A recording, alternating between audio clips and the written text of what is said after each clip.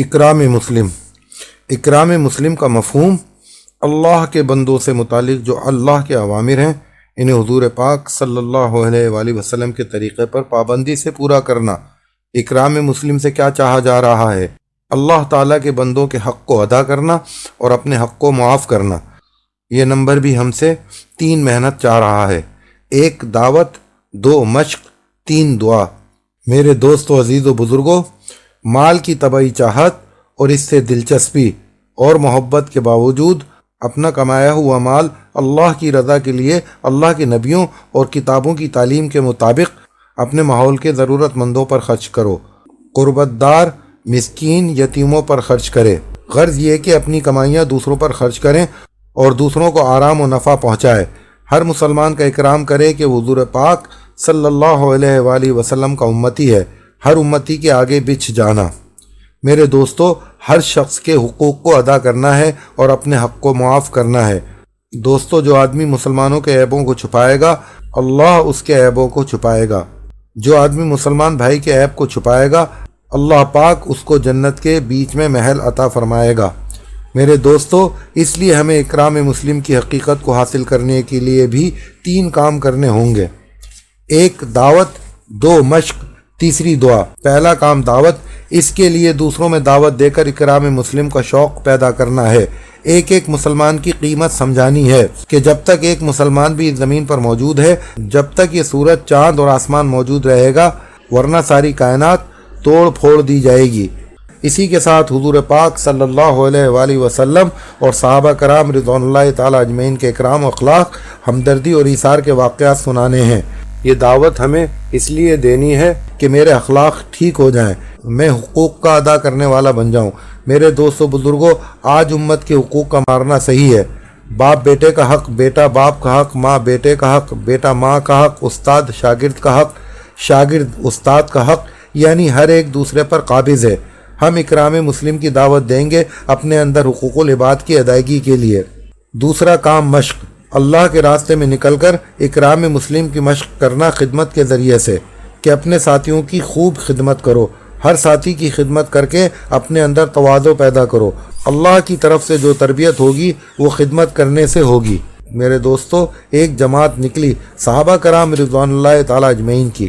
اس میں کام تقسیم ہو گئے کہ یہ بکری ذبح کریں گے، یہ گوشت بناویں گے، پر حضور اکرم صلی اللہ علیہ وآلہ وسلم کے ذمے خدمت کا کام نہ ملا۔ تو آپ نے صحابہ کرام رضوان اللہ تعالی اجمعین سے پوچھا کہ میں کیا کروں؟ تو صحابہ کرام کہنے لگے آپ رہنے دیجئے، ہم لوگ سب کر لیں گے۔ تو آپ صلی اللہ علیہ وآلہ وسلم نے فرمایا کہ نہیں، میں بھی جنگل سے لکڑیاں چن کر لاؤں گا کھانا پکانے کے لیے۔ دوستو، سارے نبیوں کے سردار وہ ساتھیوں کی خدمت کے لیے لکڑیاں چن کر لا رہے ہیں۔ میرے دوستو، ہم جماعت میں جا تو رہے ہیں پر ہماری کوئی حیثیت نہیں۔ جماعت میں نکل کر جو اپنے آپ کو مٹائیں گے اللہ اسے بنائے گا۔ ایسا کرنے سے اکرام مسلم کی مشق ہوگی کہ خدمت کرنے سے، تواضع اختیار کرنے سے اور چھوٹا بننے سے ہمارے لیے اکرام مسلم کی حقیقت کا حاصل کرنا اب دعا کے ذریعے سے پورا ہو جائے گا۔ اس لیے ان دونوں کاموں کو کرنے کے بعد، یعنی اکرام مسلم کی دعوت اور اس کی مشق اس طرح جس طرح عرض کی گئی ہے کرنے کے بعد، اب تیسرا کام دعا، کہ اب رو رو کر اللہ جل شانہ سے حضور اکرم صلی اللہ علیہ وآلہ وسلم والے اخلاق کی حقیقت کو مانگنا ہے۔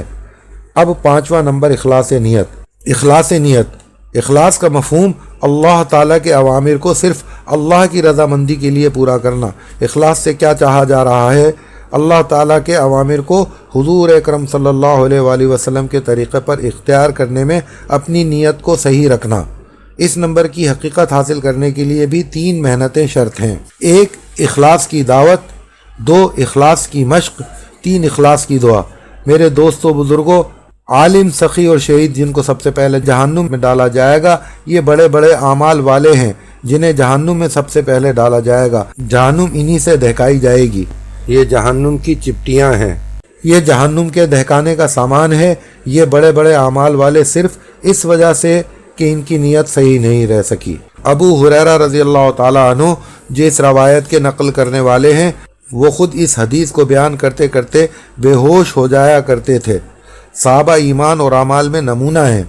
اس ایمان پر یہ اعمال کر کے یہ حال کہ بار بار کی بے ہوشی، اتنا ڈر تھا اخلاص کا۔